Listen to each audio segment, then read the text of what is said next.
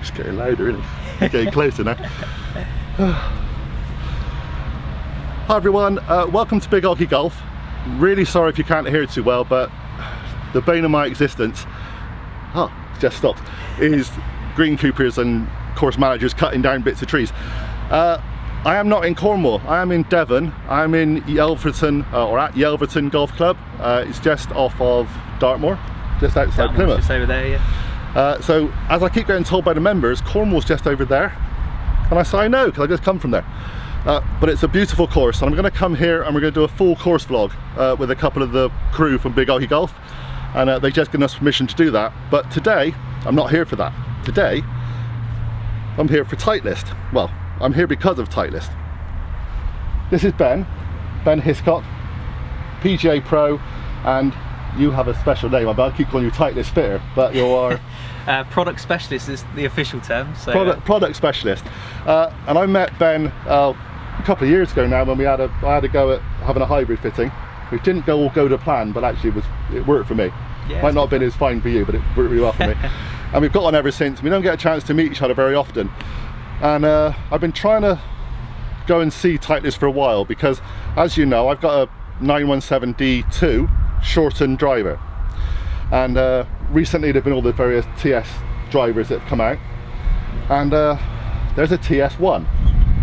Now, yeah, now, okay, it's a bit windy, so I'm sorry, but according to the marketing, it's kind of designed for people like me. High handicappers, slow swing speed. We'll see what happens. So I wanted to give one a go. But, you know, this is a fitting, so it could be completely wrong for me, and we won't know that until you've done your work. I've missed it a few shots. Proof's in the pudding, isn't it? Yeah. So, get some shots. So we're going to just basically do a driver fitting. And with the intention, like every other normal player that goes out there and they see the magazines and they see the hype and they go, oh, I think that driver will suit me. Whatever company it is, other companies are available. And they go to a place, I want a Callaway whatever, I want a TITLEIST TS3 or a 4 or a 1. And then you go, okay, after you've swung a few balls, maybe that's not true. But we need to find that out. Cool. The other thing is, I haven't swung a full-length driver in anger since the YouTube Golf Day where I tried one TS2, I think it was, once. So again, it's another interesting thing about, will I be suited more now to a longer full-length driver than a shortened driver? As people who watch the channel know, my driver is pretty heavily shortened, and most people who pick it up go, oh my word, that's a bit short. So we'll see what happens. It's not sponsored by TITLEIST, this is just, Ben is a friend of mine, and we managed to meet together. He's based up near Torquay Way, I'm in Cornwall, so we're kind of in the middle, roughly. So, weather's a bit iffy, we're going to turn the cameras around, and we're just going to have a lesson. I will speed up bits and pieces in between, might give you a bit of data, but it's not really about facts and figures and whether I'm better or not. It's more about just showing high handicappers and just everyday golfers that you can go and get a fitting. It doesn't matter about your skill level, it's all useful. Yeah, definitely. Okay, you're gonna have to speak up more because that's even louder now, and we'll move the cameras. Yeah. Right. Okay then, Ben, how do we start? Well, actually, we start by checking the cameras on again. Yep. We're good to go? We are good to go. So for starters, we just want to benchmark with this one, John. So half a dozen shots. Okay. See what happens. See what happens. See what the numbers are, and then we'll talk about where you want to go, what you like about your current ball flight, what you might like to improve. Okay. There's quite a few ways we can do that, whether it's through ball speed, whether it's through dispersion, sound and feel as well. Obviously these new products are going to sound a bit different. So. Okay.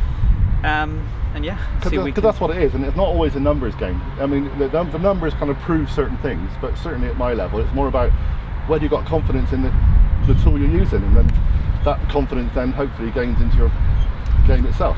Oh, massively. I mean, confidence is so important. Like we're always going to focus on performance, but you know, even when someone rocks up and says, listen, I really want a TS3, but after 15-20 minutes we realise that TS2 is better, and then kind of performance ends up becoming preference, really. So yeah, there's loads of things we can factor in.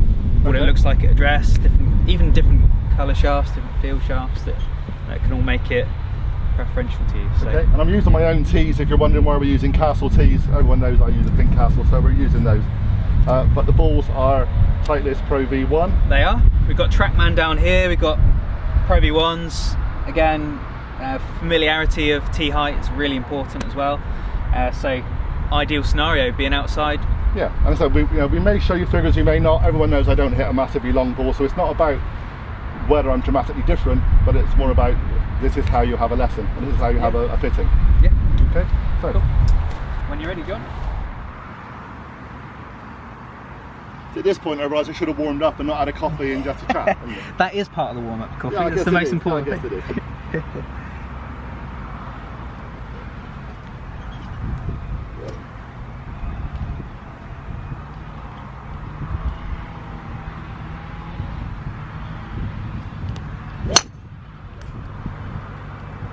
Yeah, so we need a warm-up, that's fine. It's alright. I did warn you, you may lose quite a few of your TITLEIST products today, especially balls.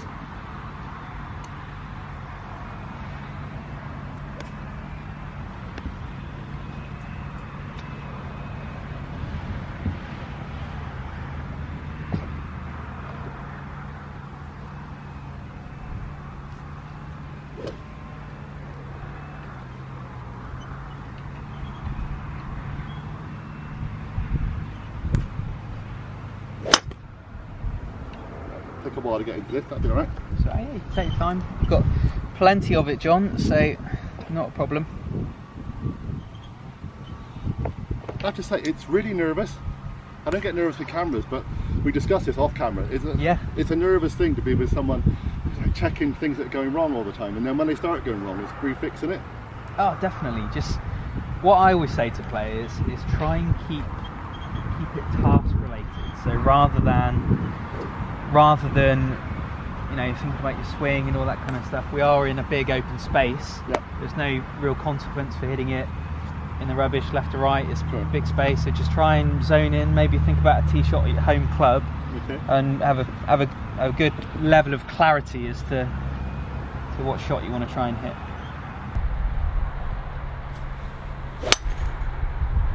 Now my shots are normally fairly straightish, but they are very low, even with a 12 degree. So that's one thing we want to think about.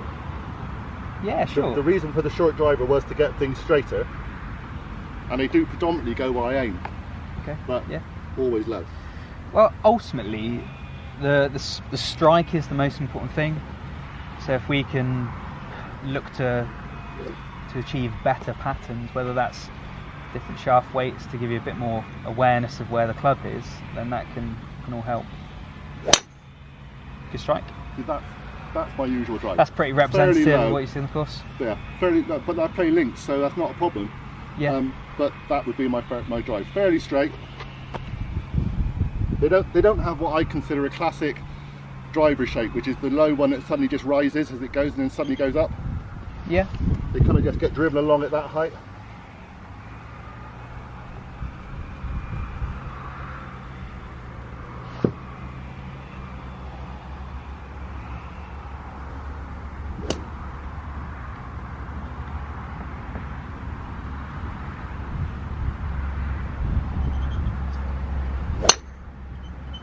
And that's probably the one that goes a little bit, that's the more wild one. Yeah. Okay. Of anything that goes wrong, it's that one. Yeah. Okay. And how, going back to what I said a moment ago, how do you envisage this shot? Do you just try and see a straight one, or do you try and shape it at all? You got any preference on what you want to see? I think at my level, it's hitting it straight. Yeah. It's hopefully going where I think I'm aiming, and there's been a bit of a problem with aiming sometimes with me. People know that on the channel, but it's like if I think it's gone that way and it's gone exactly where it went, that's what I'm doing. I'm not shot shaping. Yeah, At my level, shot shaping, it does happen. Yeah, but no, it's like, I understand. People go, wow, you did a fantastic thing. Oh, I know. I had no idea why it happened. Yeah. So for me, it's about just hitting it straight. Yeah. I think for me, the more information I can gather as to what your intention is and all the rest of it, we can hopefully get it sorted.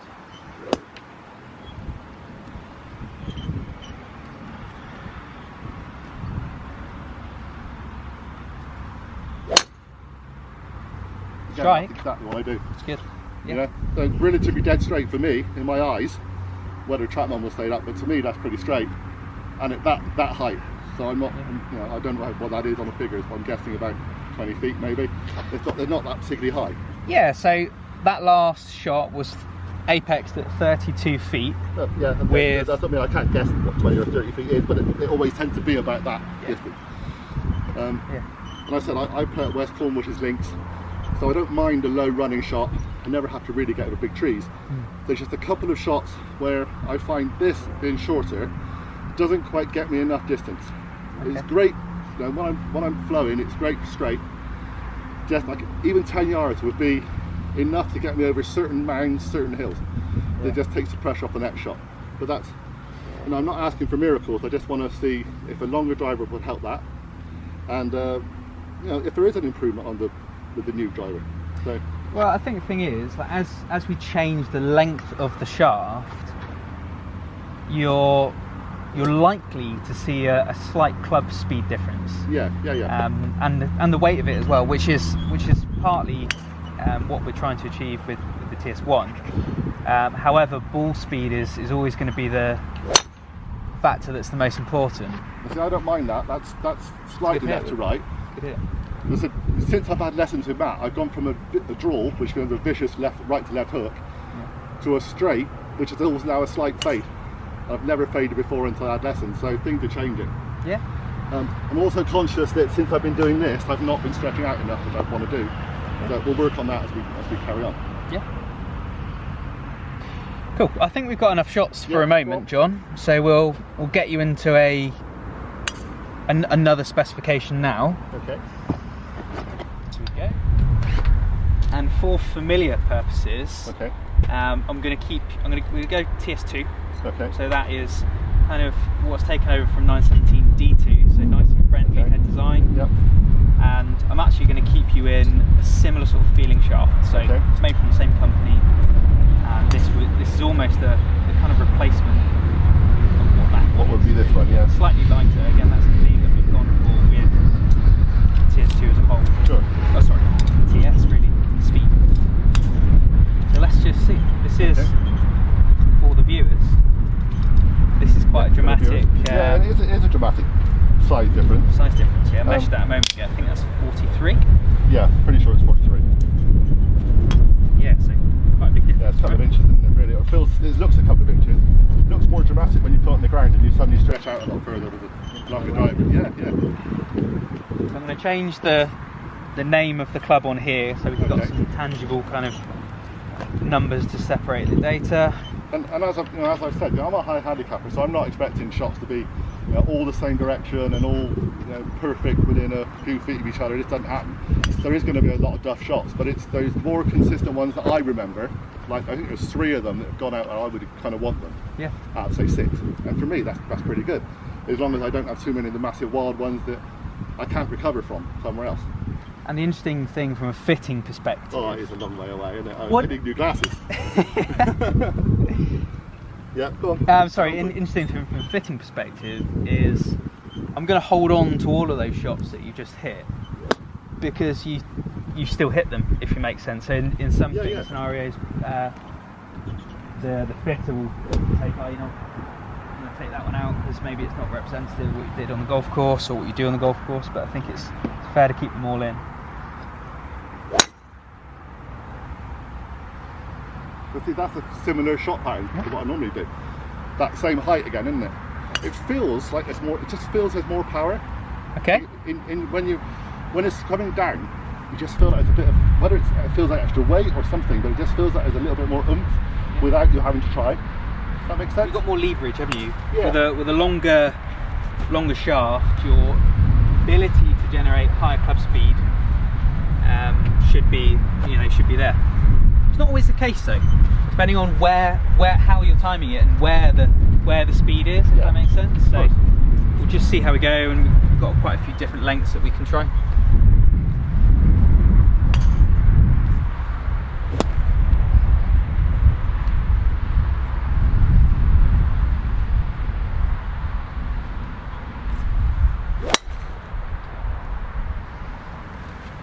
interesting. They've both gone straight. I'm either aiming slightly, or they've both gone the same direction so far. But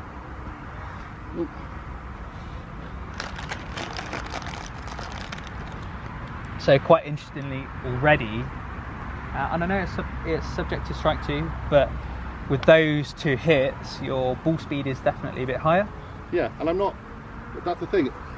With the shorter one, especially when you're on the longer par 5s, you know that you can get it out there, but you just feel you need to put a bit more effort into it, and that messes me right up. Yeah. You know, if I try and stick to the constant swing that Matt, my coach, or no, Matt, my coach, is, you know Matt as well. I do. Hi, Matt. So, you know, he's very much trying to keep me in this languid, flowing swing, and I tend to find I'm then pushing too hard, and then it all goes wrong. So that little bit of extra, without any effort, is probably what I want. Yeah.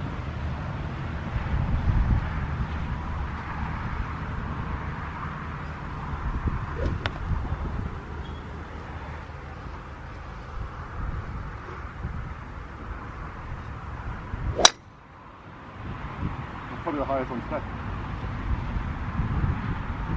But again, I would take that, because in my fairways that would be still in. That was the longest shot so far. I think I'm getting into this now. I'm starting to relax a bit more and trying to stretch out more. Whether it'll show on camera is another matter, but you know, I know that every one of my shots is going to be different. It's not going to be always consistently the same. I also know that a club can only fix a certain amount of that. Yeah, definitely. But again, like I said, it's about just gaining more confidence with a new club.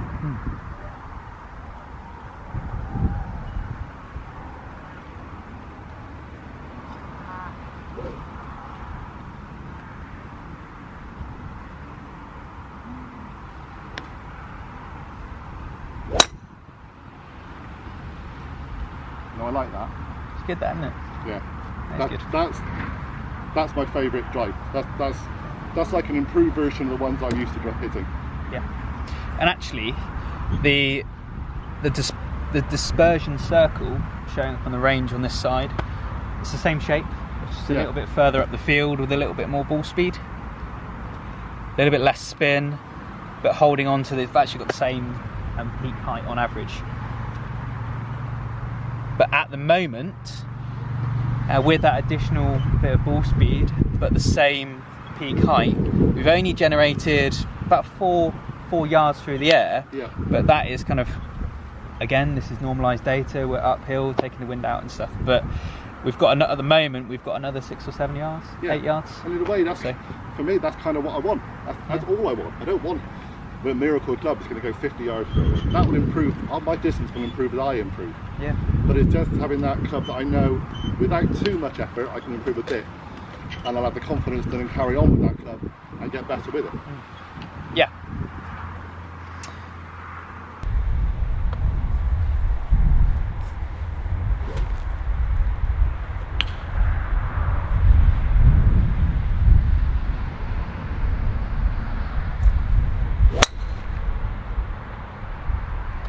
Really good, actually, John. Yeah, it's in that same kind of pattern zone again, isn't it? Feels like it is anyway. Key thing is here as well that often in fittings I'll use Trackman's optimizer.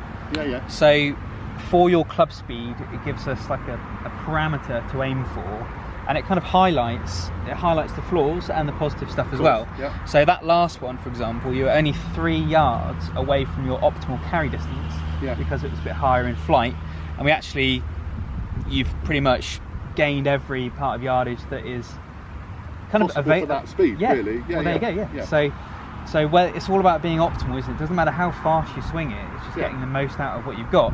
And to be fair, that is exactly what we've just done there. Shall I show the screen? Yeah, sure. And I think that's what it is. I think people get the wrong idea about golf. They think they're going to get a new club and it's going to go further and further and faster. Yeah. But that only happens once or twice. It's about knowing the equipment you've got and that it does that same thing as consistently as possible. So you know if that bunker's 230 yards and I only hit 210, it's safe. I'm not going to ump it and suddenly going to go in a bunker. It's like avoiding obstacles by plotting your way around a course.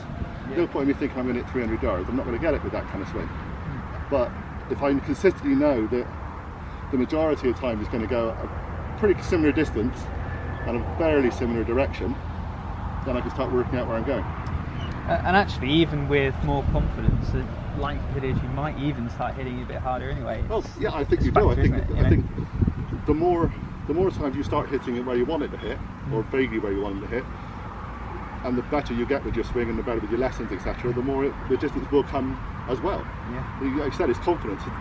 My problem was I changed to a shorter driver because I didn't trust I could hit a long driver. There were too many really erratic ones. But I found today, even if we stop right now, I think I can go back to a normal length driver, and there will be no more erratic than my shorter driver. Yeah. But with that little bit of extra distance. I mean, the patterns are. We're just waiting for gentlemen to. Oh yeah. Space. That's right. The patterns are, you know, if you go into the pro shop here and pick out a driver from each of the, you know, brands that are in the shop, they're going to be typically between 45 and 46 inches. You don't often see 46 inches, but 45 and a half, 45.75. And if you look at what the best players in the world typically use, average length on the PGA Tour is probably closer to 44 inches. Okay. And it's not always, it varies from player to player, but it's just harnessing strike. But, really, they're also so much faster than most people that we see. they don't need to be as efficient yet. So, Yeah. but you can see there. If we have a little look at some numbers here, actually, although your club speed is a little bit slower. Yeah. With having said that, slightly techie part here, the way that it's being measured with different head shapes and stuff, I'm always going to focus on ball speed, not club speed. Yeah. But the good thing is here, we're harnessing more ball speed from your output. So whatever your output is, we've got more ball speed. That's the most important thing. And actually, your smash factor with your own driver was 1.49, and we're 1.5 with this. So if we're swinging this slightly slower, but we're generating more ball speed, it's more efficient, isn't it? It's more efficient transfer of energy. So it's good. At the moment, we've got a 6-yard gain in carry distance, and a 9-yard gain in total. So it's good. I'm quite encouraged to try and swing a bit faster and move a bit quicker from that, because that's what will happen. Because I'm suddenly seeing them all come that pattern. Yeah. So there's no reason why I can't try a little bit more. Definitely. That makes sense. Well, that's why I'm actually going to take it into TS1 now. Okay. So